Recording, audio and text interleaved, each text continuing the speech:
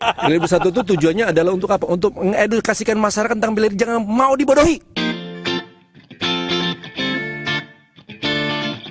Halo Bang Rapal. Oke, 3, 2. Selamat datang di channel kita Duo Maut. Dua maut. Yang paling maut. Tos dulu dong. Nah, tosnya jangan lupa. Walaupun subscribernya masih dikit, tapi yang datang. Tapi yang datang tuh lihat tuh. Legenda-legenda Indonesia semua ini. Ini fighter-fighter kebanggaan Republik. Ya, hari ini kita dapat kebanggaan didatengin teman-teman yang punya nama sangat luar biasa di ranah prestasi. Bela diri ya, iya bela diri. Bukan kaleng-kaleng ini ya. Bukan kaleng-kaleng, nggak edit-edit, nggak bongbong lah. Nggak bohong. Yang pertama kita kenalin dulu ya, abang kita paling senior ini. Bang senior nih. Bang, ayo bang. Memperkenalkan diri bang. Tos dulu dong. Siapa ya? Lupa gitu. Abang. Nama saya Yani yang dipanggil sehari-hari. Jadi saya di sini dalam rangka apa ini? Ngobrolin tinju. tentang bela diri ya. Iya, tinju. Ya, tinju itu apa ya tinjunya ya? Beneran bang, tinju beneran bukan? Oh tinju beneran, bukan yang bongbong, bukan yang kaleng-kaleng. Bukan kaleng-kaleng itu. Tanya nama doang, nama. Oke. Enggak pilihan ganda. Jadi kalau tinju ini Belum masuk nama doang. Ya, nah perkenalan aja. oh ya nama tadi udah sebutin dong tadi. Ya nih kan udah. Lanjut ke sebelah lagi. Nah, selanjutnya Bang Falan dulu dong. Saya Volan. Volan kalau melihat sesuatu lebih ke bidang entertainmentnya, hiburan gitu. Jago lompat-lompat. Itu bajing lompat di sana nikmati itu. Jangan gitu dong. Apa perlu kita panggilkan tokoh Muay Thai? Wih, Siapa itu? Oh, belum. Tokoh senior ya. Nanti untuk meramaikan ini Oke, boleh. acara kita ini. Bos, nah sebelah dong. Selanjutnya Nama saya Wijaya, temannya Yani dan Volan. Anak Senayan. Kok saya tetap Anjasmara. Temannya Jaya. Ini tiga duo ya. Ya, jadi ini dua mau. Jadi gini bang, ini channel ngomongin apa aja, gado-gado ini. apa aja yang Karena kan kalau apa-apa yang ayo bro, kok diam? ya channel kita ini kan membahas semuanya, tapi memang awal-awalnya kita lebih banyak membahas masalah olahraga. Kemarin ada heboh Mbak Cece, kita bahas Mbak Cece juga dan MMA gitu kan. Nah kebetulan sore ini karena ada Bang Yani yang praktisi tinju, yang kita tahu semua prestasi Bang Yani gimana, dan juga Bang Volan yang pernah berperan sebagai petinju dalam satu filmnya. Oh, iya, itu yang harus kita korek. Nah kita ingin ngomongin masalah overallnya gitu ya, Iya. tentang sejarah tinju juga dan bagaimana perkembangan tinju di Indonesia sekarang ini bang. Gitu. Kalau saya sih nggak cenderung ke satu bela diri tinju saja ya, karena saya berdasarkan pengalaman saya dulu tinju. Iya. Ya, tetapi karena berkembangnya olahraga, kalau prestasi kita tertutup di tinju ya kita harus cari prestasi yang lain, harus cari jalan lain karena kalau olahraga ini kan selalu berkembang, Dinamis bang ya. dinamis, jadi tidak harus berfokus pada satu bela diri aja. Apalagi sudah ada yang namanya MMA, kickboxing, Muay Thai dan olahraga lain. Jadi kita diberikan kebebasan untuk memilih. Iya. Karena kalau kita hanya satu itu berarti kan kita namanya olahraga bela diri dan seni. Ya namanya olahraga bela diri dan seni, kita harus berseni dan berkreatif di dalam seni bela diri begitu. Ini petua dari senior. Jadi ini harus kita petua banyak dari belajar. Nah, Mas Wijaya tuh, itu orang lama Senayan ini. Gimana? Kawan kita jogging ini. Yang suka jajanin es teh manis ya. Pauban. Saya rasa sih tinju itu di bela diri dipakai semua ya, semua, ya dipakai semua dalam di bela diri itu sangat penting kita belajar tinju. Yang penting lagi kita mampu untuk bisa melawan bukan hanya yang di ring aja, kita bisa mampu ngelawan 200 orang atau berapa orang dari belajar tinju itu. Ini kemana? Oh, bukan ya? Ini nih yang ini. Yang ini kalau yang ini. Ke ini Jadi 200 orang. Saya suka. Kamu ini 200 orang itu selama 1 tahun. Oh, 1 tahun. Gitu. Belum tentu. Iya. Belum tentu ya? Gua aja pertandingan selama 20 tahun itu Belum sampai 200 ya. gitu lah. Keren. 200 gimana? Bener. Ya 40 lah, 40 orang. 5 berakhir di Iya. rumah sakit atau ada meninggal dunia. 23 tahun. Oh, iya. Sampai Iya, 200. Soalnya 20. Berarti kalah kawan-kawan ini sama klub sebelah ini. Sebelah. latihan ngedit aja, latihan ngedit. Latihan ngedit. Belajar dari guru-guru kita ini. Nah, jadi ini pendapatnya Bang Volan nih, kan pernah berperan menjadi petinju. Mendalami karakter seorang petinju gimana tuh, Bang? Waktu itu siapa yang dilihat sosoknya sehingga Bang Volan benar-benar masuk apa sosoknya sebagai seorang petinju. Iya. Kalau ngebahas tentang karakter di film Ya. itu kan sebenarnya hampir semua mempunyai data. Jadi kita harus mempelajari biografinya orang, kira-kira kita memainkan peran siapa gitu. Iya. Nah, kebetulan waktu di Jogja itu saya belajar kickboxing kan. Kebetulan teman-teman tahu juga sama Mas Iwan Said. Dan ternyata muridnya Mas Iwan Said itu yaitu satu lentingan sama saya, dia bisu juga. Terus saya pelajari karakter dia dan saya ingat-ingat ternyata dia itu tidak pernah memperlihatkan kalau dia itu sakit. Ketendang. Aduh, enggak sih, dia kebetulan belum jadi atlet. Dia satu level masih kayak sabuk tingkat 3, tingkat 4 lah gitu, satu level. Nah, itu waktu latihan Muay Thai pas tiba-tiba ada orang Thailand diundang sama Pak Edi. Pak Edi itu yang salah satu yang punya Medan Jaya. Dia undang orang Thailand, terus tiba-tiba dia latihan sparring didungkul. Kita kan ngeliatin, wah ini orang baru level 3 tapi tiba-tiba nggak sengaja kedengkul. Dia nggak ngasih tahu kalau dia tuh sakit gitu. Tuk, dia sakit begini. Nah, kebetulan saya mempunyai 3 teman yang dimana dia itu juga tidak bisa berbicara, karakternya sama semua.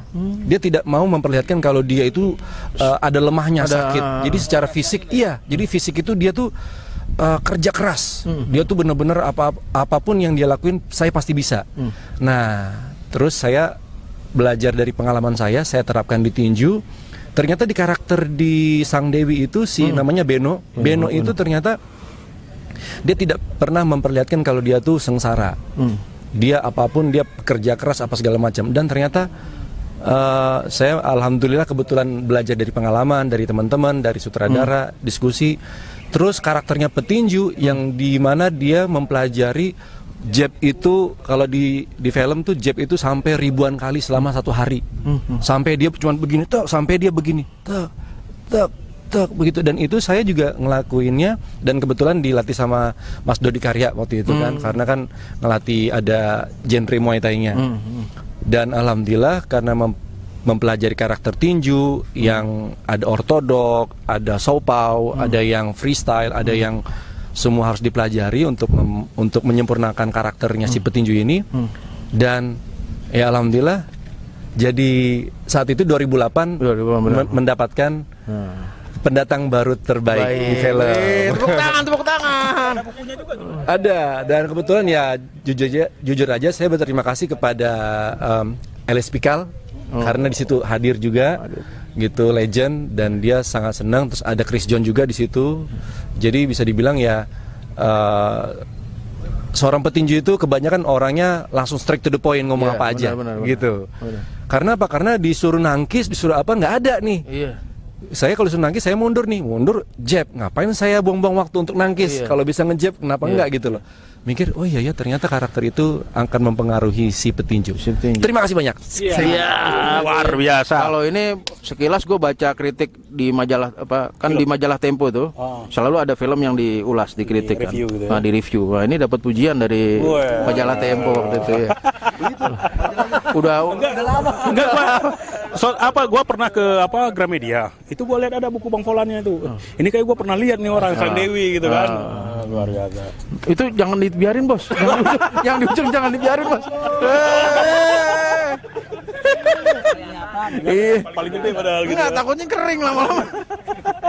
Lama diem aja kan kasihan. Diajak ngobrol bos, itu atlet ternama juga itu bos. Tinju juga, MMA, kudo ya nggak, Kyokushin. Rolling Stone. Jangan nggak ditanya bos, itu kasihan itu bos. Tanya turun di mana Bang? Ya angkot dong nih. Oke, kembali kepada tinju. Tadi kan kita sempat membahas ini apa tentang Om Elias Pikal gitu. Gimana? Ini kita sore ini kita agak fokuskan ke tinju dulu sedikit, Iya, nanti baru kita nanti melebar. tambahan martial art lah kan. Soalnya di sana tuh udah pengen ngomong panjang lebar juga itu. Tinju kan pernah punya masa yang masa-masa kejayaannya gitu Bang Yani ya. Jadi baik di amatir, di profesional, kita tahu prestasi tinju Indonesia di era 70-an dan 80-an sangat luar biasa. 80-an kita tahu ada seorang Elias Pikal, ada Niko Thomas, ada Nur Huda kalau nggak salah ya. Dan kalau prestasi amatir jangan ditanya. Kita bahkan walaupun tidak sempat medali di Olimpiade, tapi kita tahu yang pertama perempat final di Olimpiade itu adalah petinju gitu kan. Kalau emas Asian Games udah dari Om Wim Gomez sampai banyak lah ya, Samsul Anwar Harahap juga saya kira. Bahkan Samsul dulu kita punya namanya Piala Presiden, ajang piala amatir yang sangat tersohor. Itu gitu. masih ada nggak ya Piala Presiden? Masih ada nggak Bang ya? Udah nggak ada kayaknya. Pialanya mungkin masih ada bang. Pialanya mungkin masih ada. Sama presiden juga masih ada. Dulu ingat nggak, Samsul Anwar Harahap itu pernah mengalahkan seorang Thomas Hearn di ajang Piala Presiden. Thomas Hearn itu juara dunia. Dia yang terakhir kalah sama Sugar Ray Leonard. Jadi ajang Piala Presiden itu ajang tinju amatir yang sangat prestis. Dia punya prestis yang sangat luar biasa di mata petinju-petinju amatir kelas dunia. Bahkan kelas Thomas Hearn aja ikut gitu kan. Walaupun memang dia bukan ajang untuk mencari tiket ke Olimpiade seperti halnya Aga Khan Cup di Pakistan atau Kings Cup di Bangkok gitu. Nah, di profesional juga kita tahu bagaimana Elias Pikal mengalahkan Judo Shun untuk meraih juara IBF. Terus bagaimana juga gebiarnya tinju ketika saat itu. Hal yang sekarang mungkin kita melihat sudah tidak ada lagi seperti itu, Bang. Maksudnya amatir kita bahkan untuk tingkat Asia Tenggara saja kayaknya kita udah agak susah berbicara gitu. Gimana pendapatnya Bang Yani ini, Bang? Ya, kalau pendapat saya perkembangan tinju ini eranya memang udah berbeda. Tahun 80-an hingga 90-an itu memang prestasi kita memang satu yang persoalannya itu memang dari niatnya atlet-atletnya juga. Karena kalau atlet-atlet petinju dulu itu kan awalnya mereka berlatih itu memang mereka berjuang hanya untuk negara. Pertama enggak. Enggak, keluarga dulu. Sepakat enggak? Sepakat. Dapat jaket satu aja dia bangga banget untuk kan. Nah, itu kebanggaan yang senang dapat sepatu. Itu keluarga dulu. Training lah. Itu zaman dulu. Dapat training kan. Ya, training topi itu bangga banget buat petinju. Nah, ketika eranya sudah berubah tahun 90-an sampai 2000 masih ada lah yang namanya psikologi seperti itu ya. Jiwanya dia untuk berjuang untuk keluarga dulu. Tapi ketika di tahun 2000 ke atas itu 2004, 2000 sampai ke sini itu prestasinya kita itu mulai kendor. Kenapa? Mungkin berpengaruh kepada digital juga saat bisa jadi nggak percaya nggak karena digital juga itu mempengaruhi kita satu dulu teman-teman lebih fokus kali ya. Iya, karena kalau kita dulu itu kan belum tahu handphone, hanya tahu pager. Kalau pager dia pakai kan tunggu itu pun Pager. Bukan pager yang di sini bro. Jadi kalau kayak Ranu ini pagernya mungkin Starco itu. Gede dong. Gede itu. Kecil gitu ya. Jadi tunggu bunyi-bunyi. Nah, kenapa seperti itu? Ada perubahan-perubahan hingga akhirnya ya perubahan-perubahan karakter juga terjadi. Kalau menurut Bang Yani itu masalah bonus itu juga pengaruh nggak? Jadi itu kalau bonus khususnya amatir ya. Kalau amatir itu mempengaruhi juga karena memang kalau kita melakukannya dengan tekun, dengan jiwa yang seperti dulu, berjuangnya demi orang tua, pasti akan dapat hasilnya. Tapi zaman sekarang ini perjuangannya agak berbeda. Jadi harus bekerja ekstra. Satu, kenapa teknologi ini bisa berpengaruh ke psikologis dia? Satu, istirahatnya mereka kurang. Kalau zaman dulu nggak ada punya HP, nggak ada apa, bisa semangat terus gitu latihannya, istirahat yang cukup, jadi bisa hasil. Nah, itu bisa mempengaruhi juga. Nah, untuk prestasi yang ke depan ini, kenapa agak turun? Satu, mungkin sudah terkontaminasi juga. Ya kan? Rekomendasi apa tuh? Ya satu, terkontaminasinya dengan berbagai macam pilihan. Olahraga bela diri ini kan banyak pilihan. Ya kan, kalau kita mengandalkan tinju sekarang, ya, kecuali amatir. Kalau amatir ya kita bisa berharap dengan pemerintah ketika mereka pelatnas, mereka punya gaji dan mereka punya bonus ketika mendapatkan medali, apalagi medali emas. Presiden ini udah Luar biasa, nggak ada sebesar ini 500 juta masih game. Iya. Itu Malah nggak ada bang ya. ya maaf kata saya SEA Games 97 hanya gaji 200.000. Ya ampun. Itu kalau nggak salah, Gitu, itu Bang Yani kalau nggak salah itu uang asuransinya juga kecil kan? Bonus asuransinya kan? banget. Saya memang nggak juara di SEA Games, hanya juara 2. Nah. Tapi juara ya? bonusnya, Iya, tapi bonusnya kecil. bonusnya tuh cuma berapa juta? Cuma 15 juta, Bro. Itu pun nggak bisa diambil langsung kan? Tahun 97, Bro. Itu. Nah, itu perbedaannya sekarang ya. Jadi, walaupun sekarang ini bonusnya gede, tapi memang peminat untuk tinju itu memang agak nggak begitu besar selain ada pilihan, karena ada banyak pilihan opsi ya untuk menjadi prestasi. Iya benar-benar. Gitu. Jadi saya rasa tinju ini perlu di Revive ya, review lagi pengembangannya untuk biar lebih orang tuh ngelihat tinju ini adalah father of sport di arts. bidang striking. Karena dia harus ke bela diri, semua harus bisa memukul. Ya kan, kalau kita melatih fisik, mother of sport itu adanya di atletik. Benar. Ya, kalau kita mau melatih bela diri yang sempurna harus ada di berlatih tinju dulu. Wah, itu. Begitu. Ini mungkin saatnya kita merevitalisasi lah. Apa bukan merevitalisasi kok Dong. nggak kok kebangetan, kesannya nggak ada pengurus kan. Pak, membangkitkan minat orang. Kalau lihat secara gegap gempita di media sosial, sebenarnya banyak orang udah latihan tinju kan. Justru saat ini orang Sampai lagi privat hype-nya tinju kan gitu. Di mana-mana boxing sekarang boxing gitu kan. class tuh banyak dan boxing camp tuh banyak. Ah. Cuma apakah itu berkorelasi sama prestasi di amatir Kayaknya nggak berjalan dulu. atau di dunia tinju pro? Kan? Itu yang masih debatable kan, masih bisa diperdebatkan kan Iya. gitu. Nah, mungkin barangkali teman-teman di sini ada yang punya pengalaman menyelenggarakan pertandingan tinju. Nah, atau gimana sih tinju? Minat orang terhadap tinju tuh untuk bertanding tinju ya? Nah, gitu. Silakan. Gue nih. Iya dong, maksud siapa lain? Anda tamu di sini sebenarnya. Ini rumah saya, Pak. Galak bener, Bang. Jadi gimana? Tempel aja ya. Biar gampang. Jangan lupa yang punya. Tapi jangan dibawa pulang. Baru niat. Apa ya? Gimana? Iya kan? Enggak. Kalau sebenarnya gini Bang, kalau gue dulu emang kan kalau bokap kan petinju Bang tahun 70-an dulu. Gue lihat fotonya tuh di wall FB lu tuh. Yoi, bokap dan gue sebenarnya dulu nggak terlalu minat sama belajar tinju, karena buat gue dulu tinju tuh nggak keren gitu menurut gue. Karena tahun 98 tuh gue masih taekwondo dulu. Jadi iya, tapi saya bisa terbang-terbang Waktu itu ya. saat itu. Nah, cuma akhirnya karena waktu itu 2009 kita ketemu di Ragunan, mulai belajar MMA, mulai butuh nih boxing gitu kan. Cuma kalau buat waktu itu buat ke amatir kayaknya agak susah nih, karena masih udah umur juga, umur dan masalah berat badan, karena kelas berat susah kan di tinju gitu. Nah, tapi akhirnya belajar tinju lah sama Om Demianus, sama Noldi Manakane gitu kan, sama bokap juga sempat belajar juga gitu kan. Artinya memenuhi kebutuhan untuk pertandingan MMA, bahkan di Kyokushin Karate pun ternyata boxing juga kepake gitu, tekniknya kepake gitu. Nah kalau misalkan ngelihat korelasi tadi masalah banyaknya boxing camp sekarang, latihan boxing dengan Sampai privat kan? betul, sampai saya juga ngajar privat, iya. Kebagian berkah ya. Kebagian berkah, alhamdulillah gitu. Cuma memang sekarang kayak contoh Vicky rajin tuh bikin pertandingan rookie fight gitu, rookie fight untuk boxing gitu kan.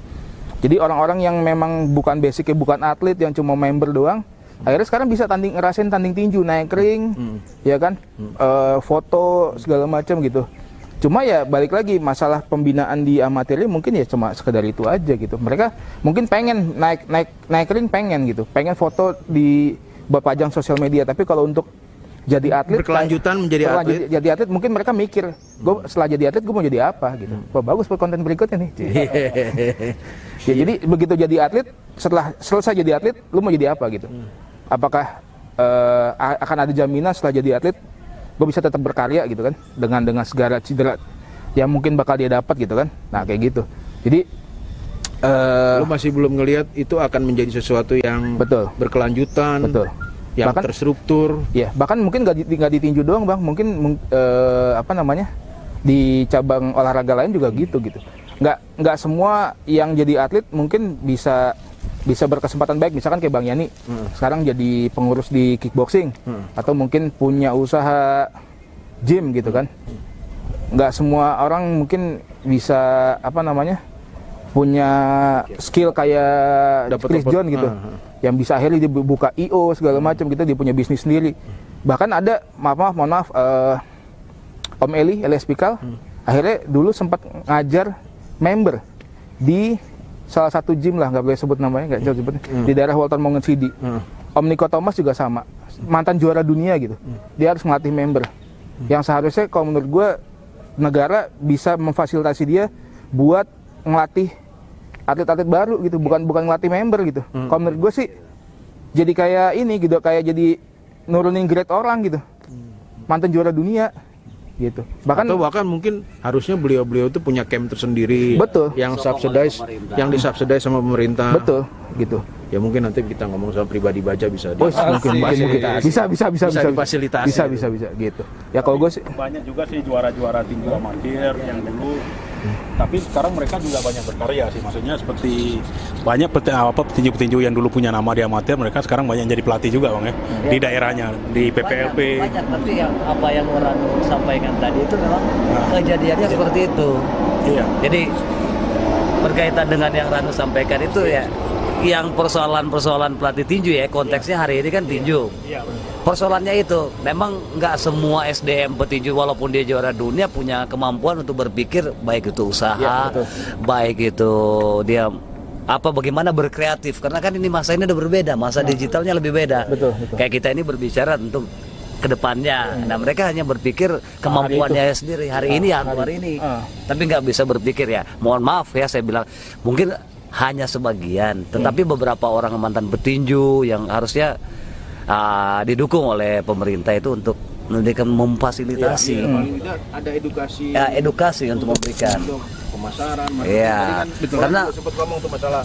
Betul. Bagaimana atlet harus bisa memarket dirinya kan? Iya. Karena UMKM aja didukung sama pemerintah. Iya. Masa ini mantan yang sudah membawa merah putih nggak bisa didukung? Nah itu perlu dibahas. Itu saya rasa itu penting sekali. Gitu. Walaupun kita juga harus apresiasi pada KONI yang sudah memberdayakan Om Eli Pikal ya, untuk kerja di KONI setelah kejadian beberapa waktu yang lalu itu. Sekalipun itu dia profesional, artinya kan kalau antara prestasi profesional dan prestasi ini kan berbeda. Tetapi dia hadir untuk negara, negara juga harus hadir untuk dia. Nah, benar sepakat itu. Gitu loh.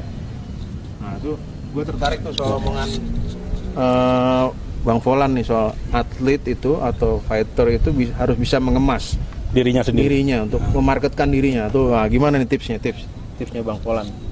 Oke. Saya menyambung ataupun menyempurnakan dengan maksudnya Bang Yani ya. Jadi kita tuh sekarang jadi saya sempat ngebahas ada di channel YouTube saya tuh, saya bikin ada 3 bela diri yang bisa berkembang, yang pasti berkembang, yang kedua tidak bisa berkembang, yang ketiga akan punah. Jadi apa aja itu? Ya bisa di breakdown kan? Kalau kita ngomongin soal yang berkembang itu adalah bela diri yang ada prestasinya, itu udah pasti berkembang. Sangat. Sesuatu hal bela diri yang ada prestasi, medali, semangat untuk meraih sesuatu, itu prestasi ya, kayak kompetisi atau apapun, itu pasti akan berkembang sampai kapanpun. Yang kedua adalah bela diri yang susah berkembang itu adalah bela diri yang tidak ada prestasinya, yang tidak ada kejuaraan yang tarung, tidak ada kejuaraan yang kayak jurus dipertandingkan. Jadi bisa dibilang mereka akan ngebahas bahwa ini bela diri ini berbahaya.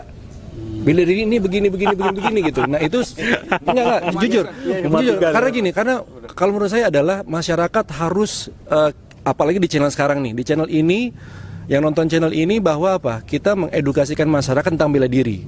Tujuannya apa? Tujuannya adalah bela diri sekarang seperti Bang Jaya bilang seperti menu. Orang datang ke food court pingin makan apa, bela diri juga sama, gue pingin belajar apa gitu. Tapi kalau orang ngomongin lapar, apa aja gue makan gitu. Berarti apa? Bela diri itu. Gue mau bagaimanapun yang penting gue membela diri. Nah membela diri kan berarti apa? Ada tekniknya. Betul. Ya salah satunya apa? Lari.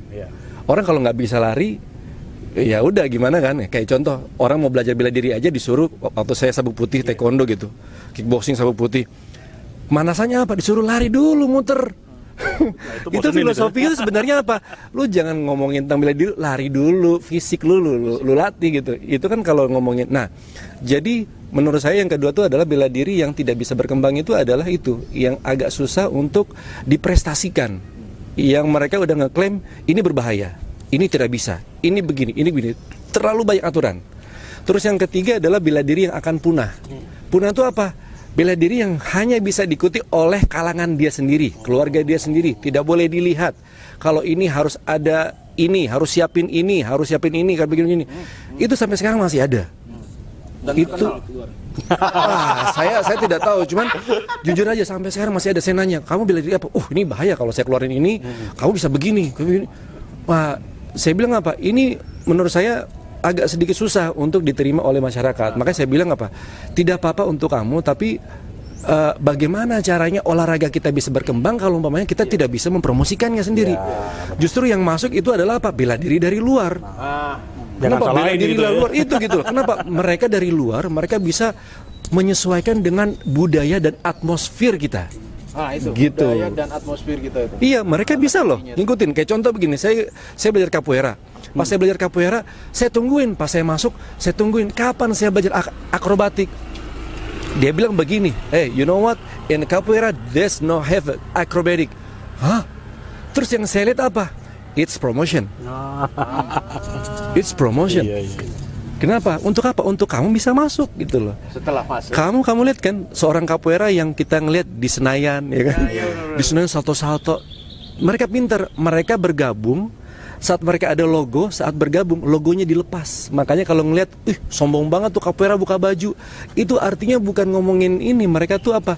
Logo gua lepas, pakai celana aja. Makanya harusnya bela diri lain kayak teman-teman yang bela diri silat tuh kan banyak banget tuh. Bela karate, ngumpul, buka logo.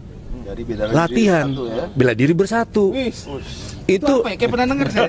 Bela diri bersatu itu tujuannya adalah untuk apa? Untuk mengedukasikan masyarakat tentang bela diri, jangan mau dibodohi. Setuju. Berarti yang real aja ini. Yang real aja. Bang, kalau yang real itu seperti apa sih? Saya juga olahraga real sih, tapi kadang-kadang ada bohong-bohong juga. Kadang-kadang kan kita mukul sangsak nih. Kadang-kadang tuh ada pukulan sangsak tuh kita bohongan, hanya visualisasi. Tapi sebenarnya intinya itu kan kita nggak perlu sampai full power, ada kan? Tapi ada juga memang betul-betul harus kita lakukan dengan penuh power, penuh emosi. Yang real tuh kayak gimana sih? Ada kan ada bohong-bohongan, ada yang real itu. Olahraga yang real tuh. Oke, Bang Volan apa? Saya jawab aja langsung ya. Maksudnya gini, real itu adalah sesuatu hal yang bisa diikuti oleh fisik dan bisa dinikmati dan bisa diikutin. Dan kalau paling susah itu pasti ada jenjangnya. Nah jenjangnya ini harus dikasih tahu, jangan tidak dikasih tahu. Kayak contoh saya pingin terbang di video. Di video boleh saya bisa terbang, karena apa? Ada tutorialnya terbang begini. Nah di bela diri pun gimana caranya low kick? Sudah ada tutorial low kick bagaimana. Ini di breakdown satu-satu gitu. Jadi menurut saya itu bela diri real itu adalah yang saya bilang tadi, bela diri yang ada prestasinya. Karena kalau tidak ada prestasinya itu pasti nggak real. Alat ukurnya apa gitu ya? Iya, betul, ukurnya bagaimana gitu loh. Gitu. Jadi kalau mau yang ngomongin kayak contoh kalau bela diri yang bisa jadi karena ketekunan berlatih. Ketekunan berlatih kayak tadi kan jab 100 kali, 1000 kali. Itu bisa nggak jadi jab siluman? Itu menurut saya bisa. Golok siluman kayaknya. Udah ada. Enggak. Kalau menurut saya itu bisa. Nah, itu hal-hal begitu tuh akan masuk ke bela diri yang ketiga itu tadi tuh. Kenapa? Kayak saya mau belajar dong. Nggak bisa. Umur kamu berapa? nggak bisa kamu dari keluarga mana, nggak bisa kamu. Kalau sesuatu hal yang terlalu banyak aturan, saya rasa bela diri itu tidak akan berkembang, gitu. Karena apa? Ya gimana saya bisa mempelajari bela diri ini, bela diri yang dari luar aja mereka, ayo gabung yuk, kita latihan loh. Saya nggak ada duit, nggak apa-apa lah, latihan aja dulu. Ayo kita 2 kali 5 kali gratis do. Kenapa? Di situ mereka mencoba untuk mengajak orang untuk ini keren loh, ini bagus, ini nyaman, ini simple. Sesuatu hal yang simple. Kalau mau kita udah enak ngelakuinnya, yang berat pasti jadi enak. Iya. Gitu. Jadi kan kayak waktu belajar MMA aja ngangkat bob yang gede aja kan, muter begitu berat banget. Dikasih tahu tekniknya jam pakai ini, pakai paha. Nah itu kan edukasi. Kalau pakai tangan segala macam, ini berat, hati-hati pinggang lu. Begini ada tekniknya. Oh pantesan ya orang-orang gulat itu bukan masalah gede, tapi semua itu total teknik gitu loh. Nah itu edukasi. Jadi kalau ngebahas tentang soal real, menurut saya real itu adalah prestasi. Kalau nggak ada prestasi ya nggak real. Kalau saya bilang saya bisa, boleh dong bawa medali banyak, saya pajang kemana-mana, bisa aja medali itu saya beli di pasar pagi. Iya kan? Bukan gitu. Gitu. Nah, untuk untuk menyingkat tadi pertanyaan bagaimana caranya praktisi bela diri bisa berkembang ataupun untuk menyesuaikan pada zamannya, saran saya adalah banyak-banyak pencitraan.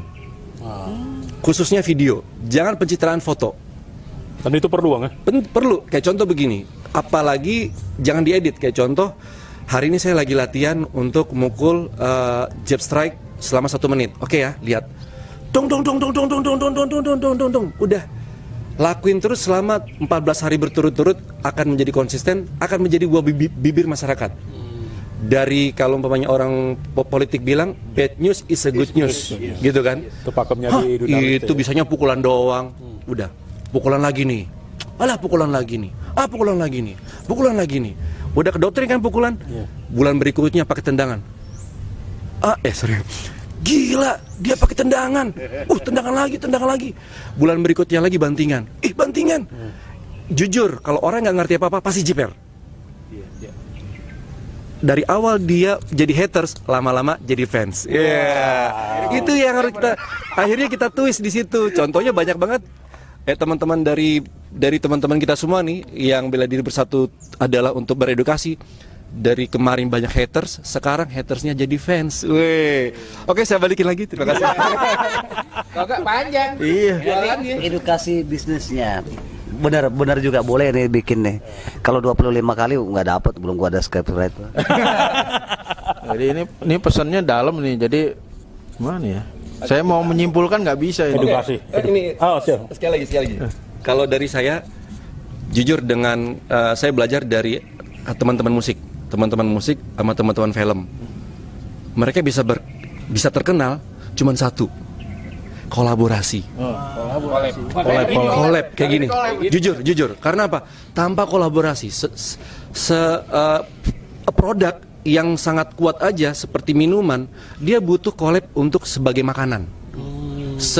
Jadi gini, saya baru baca kemarin. Saya tadinya mau saya bahas di channel saya, tapi di sini seru banget.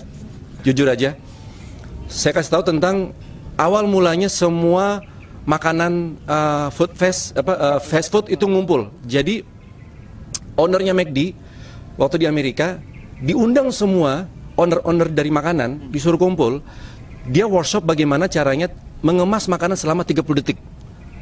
Dan tahu di situ tuh ada ownernya Burger King, ada ownernya Wendy's, ada ownernya. Jadi semuanya ngumpul belajar sama McDonald untuk apa? Ngebungkus cepat 30 detik. Akhirnya dipakai sama semua. Masa makanan bisa, kenapa bela diri nggak bisa? Ya kan? Dipakai untuk silat, belajar tinju. Untuk amatir ya udah. Gimana cara nangkap? Ya udah sama taekwondo, muay thai, belajar tuh gitu. Untuk apa? Ya untuk mereka sendiri kok, untuk ekspresi. Tidak ada bela diri yang bagus kan, yang ada kan fighter yang keren. Sepakat. Fighter yang keren. Iya, ini fighter keren semua ini, Bro. Luar biasa sore ini ya. Iya, ini. Dapat Ini daging dapat- semua nih kalau itu. Ini daging, Emang daging semua. berdaging ini berdaging nih. Ini berdaging nih. Berdaging ini. Jadi ini suatu apa ya? Satu konten hari ini yang luar biasa lah. Biasa, sangat luar Gue biasa. speechless nih. Gue nggak bisa. Emang kita memang ingin menggoreng aja gitu. Iya aja goreng. Jangan sampai di jalanan digoreng lu ntar lo. Jangan sampai di jalanan digoreng. Iya. Ya kemarin ini sedikit tentang edukasi. Emang huru apa kemarin apa namanya istilahnya huru hara kemarin itu emang sedikit membuat kita tahu bahwa masyarakat kita memang masih sangat-sangat butuh edukasi. Iya. Jadi betapa masyarakat kita langsung tersepona, bukan lagi terpesona ya, Iya. dengan mbak-mbak yang papu itu. Bahkan ada teman-teman yang ngakunya orang bela diri tapi langsung percaya gitu loh, tanpa ada sifat kritis, Iya. daya kritis dari mereka. Ini benar nggak sih kayak gini? Iya, betul, Ini betul.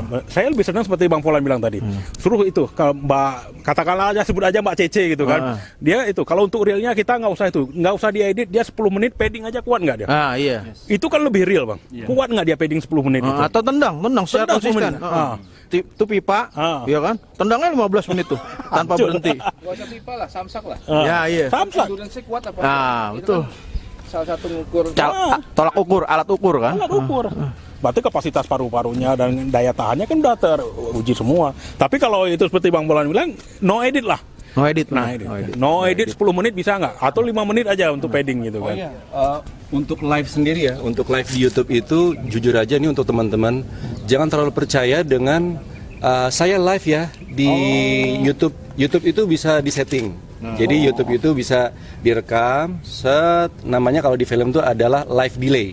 Live delay. Live delay. Dan itu semua bisa direkam. Teknologi, jujur, saya kalau kita ngomongin teknologi, percaya apa tidak percaya, kalau nggak depan mata, saya nggak percaya.